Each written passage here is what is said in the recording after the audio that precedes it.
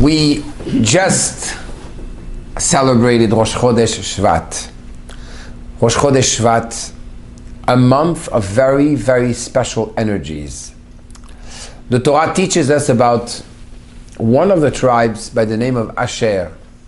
Me'asher shemena lachmo.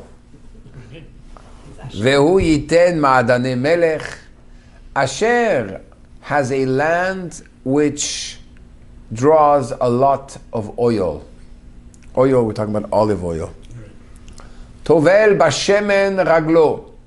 He dips his feet in the olive oil. There's so much olive oil overflowing. And ve'u yiten ma'adane melech, but he serves his guests and he takes care of his people by giving them all the delicacies. Just like tonight we have all these delicacies around the table, right? I wonder if your name should not have been Asher, Samuel and Judy. So the Midrash says a story that one day somebody came to knock at the door of Asher, the son of Yaakov. And he said, I'm hungry. So right away, he gave him bread and oil. Baruch Hashem, you have oil, you gave oil. The son gave him, the son is the one that answered the door. A minute later, the father, Asher, says, what happened? He says, a man came to ask for food, so I gave him oil and bread. He says, what are you talking about? Call him back quickly, so we can give him all the delicacies, all types of good foods. It says, Me'asher shemena lachmo. The verse says, for Asher, his bread is full of oil. Vehu, but he, yiten ma'adane melech. When it comes to others, he's going to give much great riches. The month of Shevat is the month that is associated to the tribe of Asher. A month which is an oily month. An oily month. Oil, olive oil. The Jewish people were compared to olives. And the Midrash says, Ma zait hazeh kshekotshim oto motzi shamno. The same way this olive, when you press it, it gives its oil. So too, the Jewish people, when they're under pressure, they're able to give their best.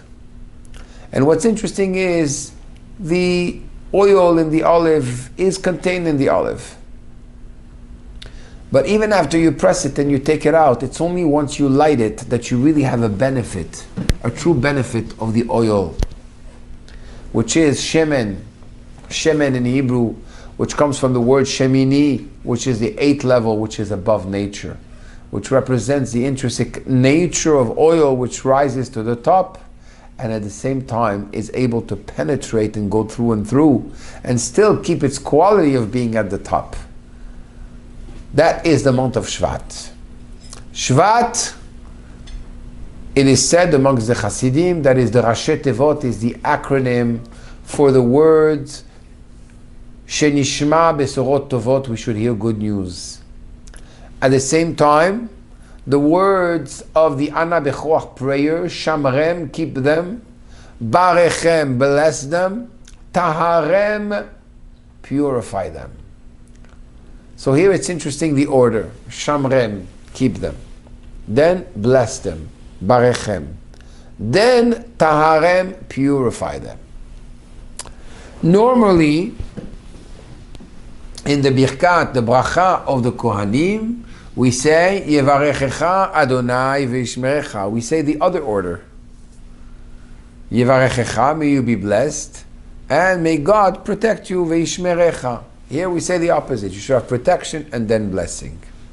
There's a certain advantage if you look at this formula, because Rashi says on the verse of Birkat Kohanim that you should be blessed with wealth, with success, and you should be protected, that the wealth and the success that you have should not be taken by thieves or negative forces. Here we're saying that the shmirah is there, the protection is there before you even receive the blessing. And that's something very, very powerful in this month. Because why is there a shmirah, a special protection before even the blessing?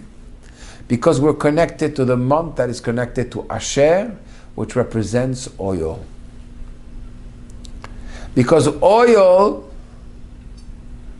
represents that dimension of Torah which is above all the dimensions of Torah.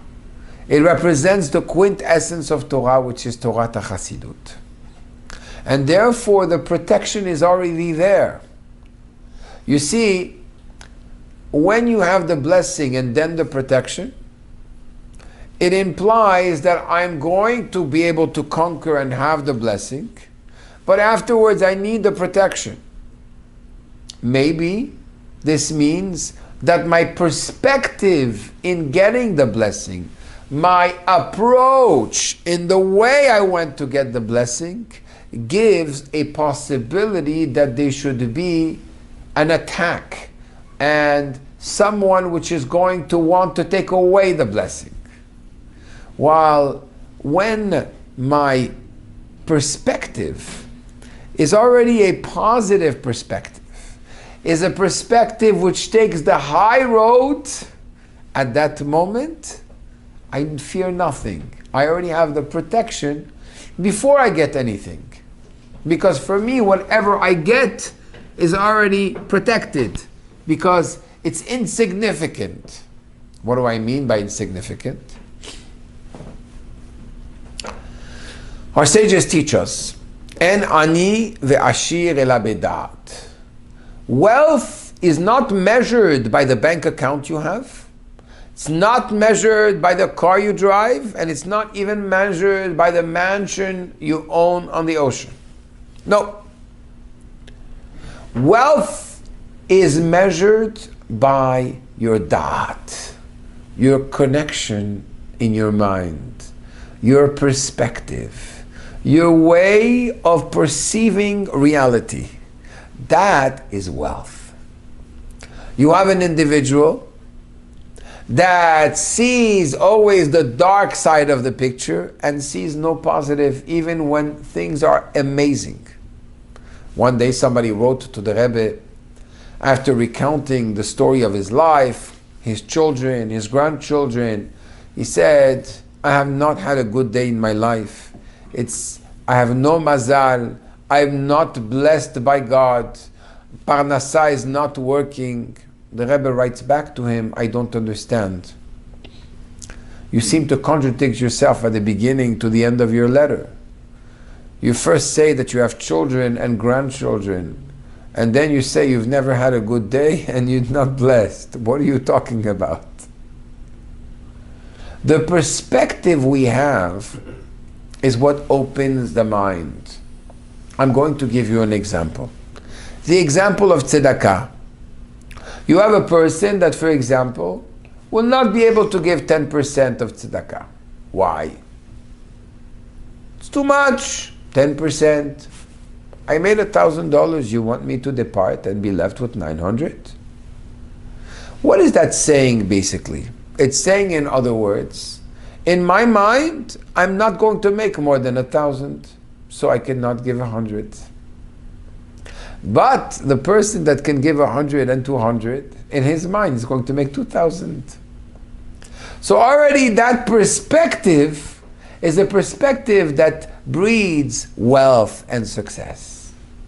While a perspective which is limited permits that there should be an attack on what I do have, as small or as great as it is. The month of Shevat represents Shamerem, protect them. Barechem, bless them. What does it mean? Protect them, give them already a perspective which is above worries, above limitations. I was going to say above England. It's interesting because England has two names. And the Rebbe never called England, England. He always insisted on calling it Great Britain. England means a tight land. Great Britain. Right? So it's an expression. It's an expression of the I. It's an expression of the way I speak. My mind, what I see, what I think, directly influences my reality. And that's why the Mitli Rebbe says, on the Pasuk we say in the Shema, V'lo taturu acharei levavchem ve'acharei einechem. You should not stray after your hearts and after your eyes. He asks the question, it doesn't make sense. The natural order of things is again the opposite. It's first the eye that sees, and then the heart that desires. Why do you say do not stray after your hearts and then after your eyes? Says the Mitli Rebbe that a person perceives with his eyes only what he desires in his heart. Which means that you have people today more than ever before, wealthy, successful people that are paranoid, completely paranoid. They're scared for their money, they're scared for their life, they're scared for everything. Why? Because the way that the mind is fed with all the negative information that is fed in the media causes a person to naturally be nervous, be upset, be filled with anxiety and paranoia. What's going to happen to me? This type of attitude in general is a negative one. Is a negative one that breeds only failure. And the person brings it upon himself, failure after failure. I remember one particular individual that came and moved here from South America, and unfortunately was very, very nervous. He was very successful in South America, but he had to move. And he started doing different types of businesses. It didn't go. He was able to buy a house. And then at a certain point he said, that's it. I only have this amount of money in my savings account. I will not make it. In desperation, he said, I need to sell my house. I gave him a blessing. He should not be able to sell his house. And he still was nervous and every day complaining and crying to me. I said to him, I'm sorry. When you were 3 years old or 5 years old and your mom sent you to school, you didn't think you were going to make it. You made it, didn't you?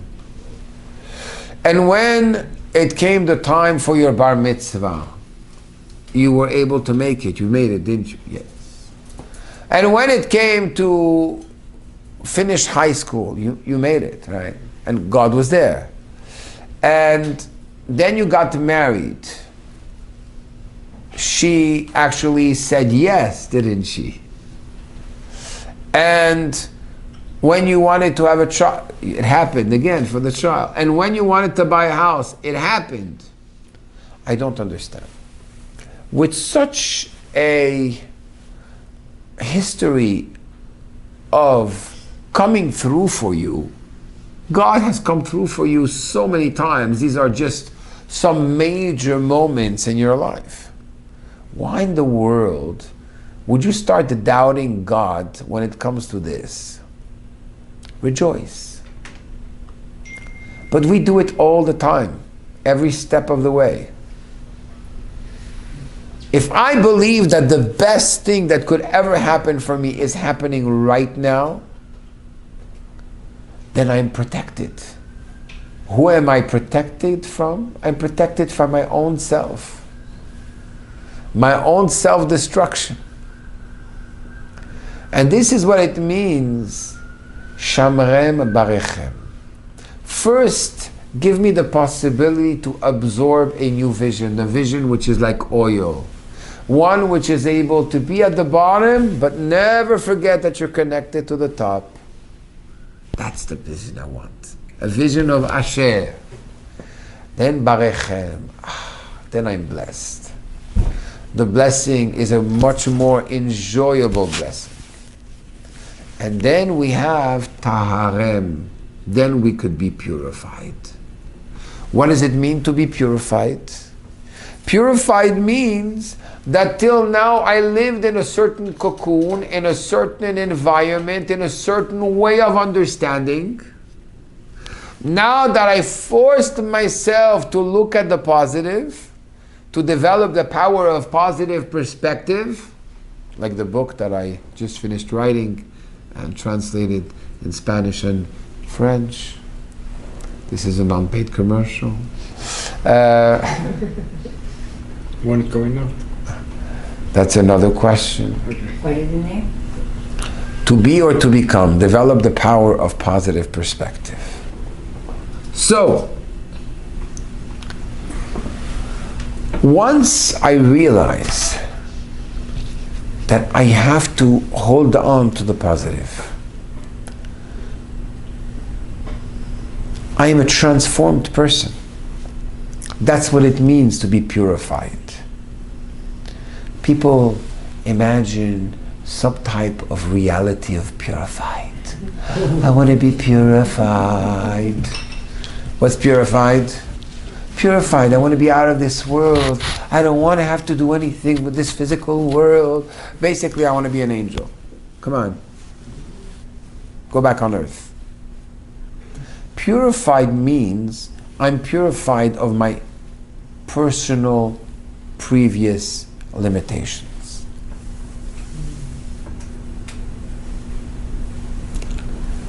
And I'm able to completely flow with the situation. Today I sat with a man that sat in jail in Mexico for quite a few years. An innocent man, which I visited when he was in jail. A real zoo, that jail. 7,000 people incarcerated. They're all running free. There's at least 4 to 5 people that die every day in that prison cell. Horrible. Mexico? Yes. You could understand why our president wants a wall. Just joking. Bad joke. I'm sorry. I apologize to all the Mexicans here. So, he told me something very profound. He said, Rabbi, the day that I turned to God and said, God, where I am today is for the good. I accept it. I don't understand it, but I accept it and I surrender myself to you. 15 days after that, I was out of jail.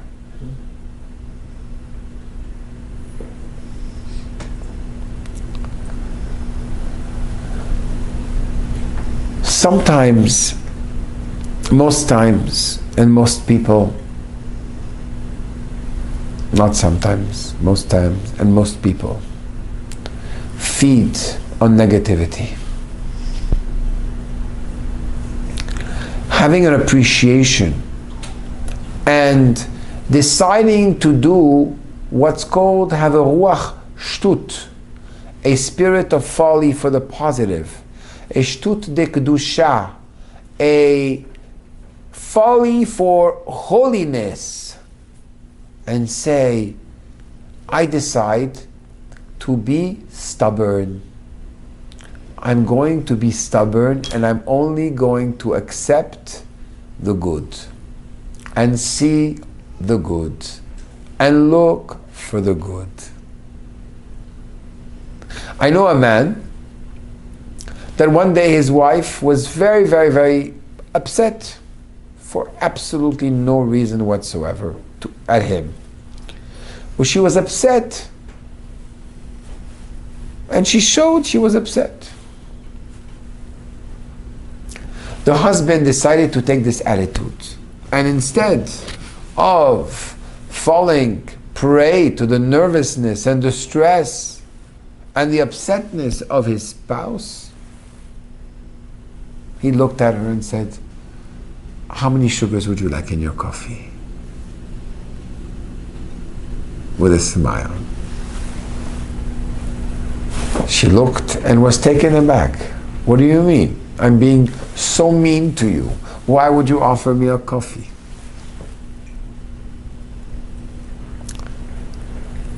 We have to stop putting people in a box and thinking that things are directed to us. Stop thinking we're the center of the world and that we have to take things personally. People live what they live. And everybody has their situations and moments. It's not because at this moment I'm not having a moment, everything is light for me and happy. Of course, I had a good glass of wine from the Jerusalem Hills. Another not paid commercial. Thank you so much. That I don't have moments when I'm nervous. Once you're able to do this, this is the taharem. This is the purification. Because I'm no longer myself, because I'm able to put myself in the other person's skin. They're having a moment. It's okay, we all have moments. Then, Shevat. The month of Shevat, which spells these words, Shamrem, Barechem, Taharem, protect them, bless them, purify them. At the same time, the word Shevat means the word Shevet. Shevet is a tribe.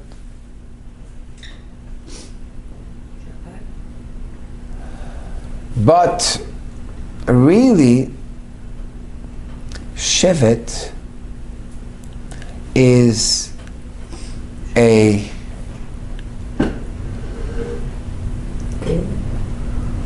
cane. A cane. A cane, a support, a stick, a staff is a shevet. It's there to support on one hand, and on the other hand, it's there to break the enemy. And that's why Pharaoh, all the 10 plagues are done with the staff of Moshe. On one hand, it's soft. On one hand, it's hard. It gives me the support that I need. The month of Shevat is a month where we have that support. Because when the support is in the mind, we have the energy and the strength to be able to break the enemy. Shevet, at the same time, is a comet. A shooting star. They just discovered recently a shooting star. The last time they discovered a shooting star was again Parashat Va'era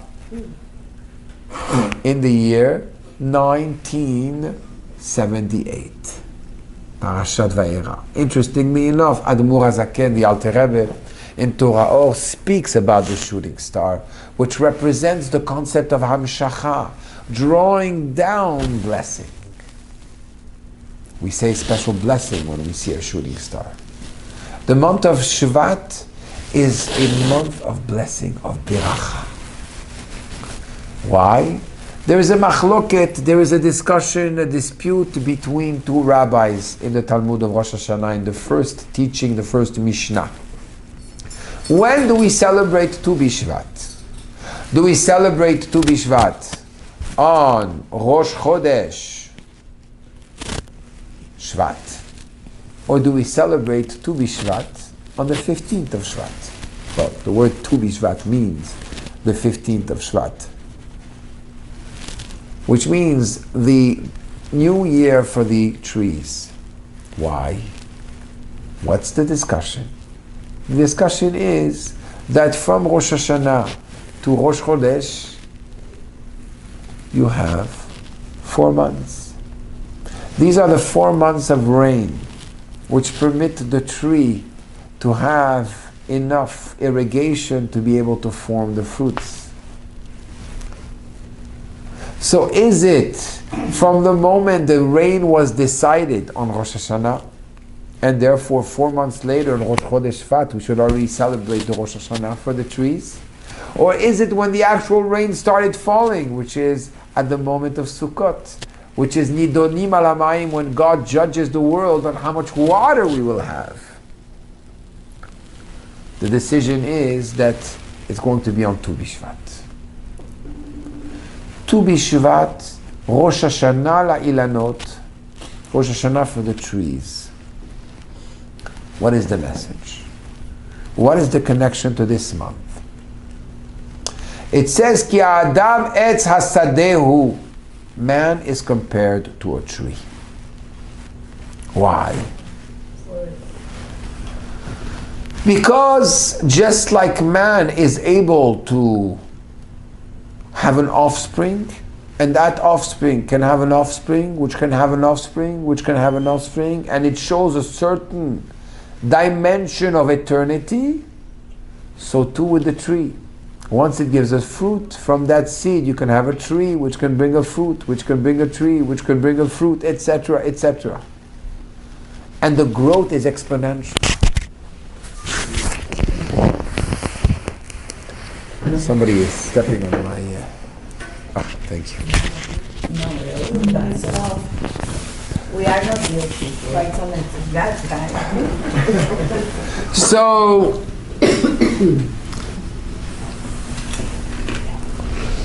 the tree giving its fruits and giving more fruits, which are giving more trees. An eternal cycle. What's very interesting, L'chaim. There are also dates and figs on the table. Thank you very much. I'm married, and therefore my wife does not permit me to have any dates. Then have a fig. Unless I'm present with her, and then we can have a date together.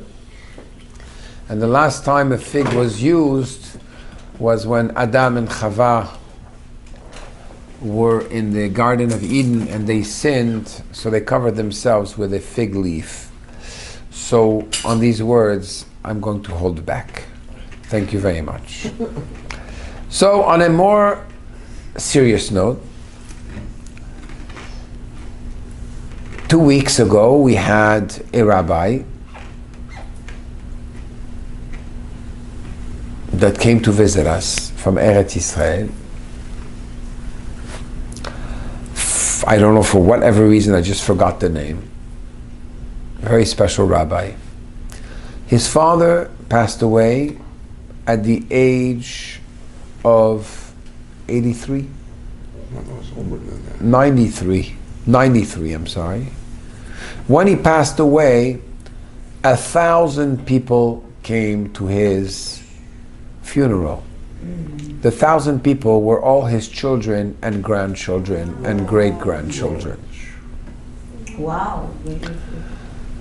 Incredible. That, for me, is a message for Tu B'Shvat. So I asked him, how many brothers and sisters are you? 7. So how did that happen? Well, he says, look, just my sister had 18 kids, and each one of her children has about the same amount of children. So you can imagine the extraordinary power of one man at 93 to be like the tree of the field and to have such an amount of his descendants to come to his funeral. This is, for me, the greatest wealth that a person can have. I was just imagining at 93 how every day there's going to be a different simcha. If it's not going to be a birth, it's going to be a haircut. If it's not going to be a haircut, it'll be a bar mitzvah. If not a bar mitzvah, it's a wedding. If it's not a wedding, it's the wedding of a child, the wedding of a grandchild, or a great-grandchild. Is that that? This is Adam etz hasadeh. Man is compared to a tree. The possibility to grow into a family, an extraordinary family, and have a descendants that will bring mitzvot